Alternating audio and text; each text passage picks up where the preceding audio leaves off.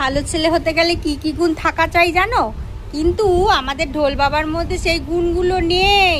একটা গুণ আছে, কথা শোনে কিন্তু খাওয়ার সময় খুব বায়না। দেখো এইটুকু দই দিয়ে ভাত দিয়েছি, কখন থেকে বসে আছি, খা খা সোনা খা খা। একা তো খাবেই না কোনো দিন।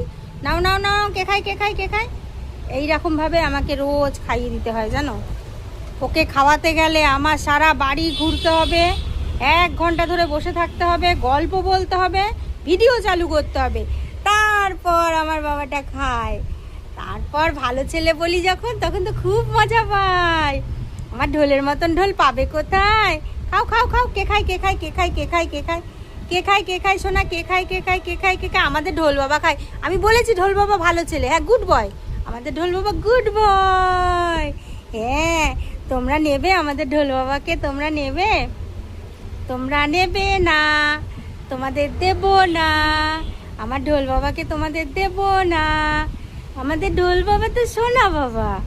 আমাদের ঢোল বাবা একটু দুষ্টু করে খাওয়ার সময়, খেতে চায় না। তাছাড়া ঢোলের কোনো আপত্তি নেই কোনো কিছুতে। আমার সোনা বাবাটা কই?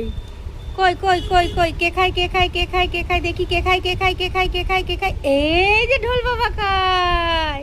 এখনো এই এতগুলো ভাত আছে, এই ভাতগুলো খাওয়াতে গেলে আমার যে কত কথা খরচ করতে হবে। আর তার মধ্যে ভিডিও আমি কতক্ষণ ধরে করব বলো? এই ভিডিও যতক্ষণ করব ততক্ষণ খাবে। ভিডিও যেই ছেড়ে দেবো ব্যাস ওর খাওয়া বন্ধ। নাও নাও খাও, ভিডিও করছি খাও।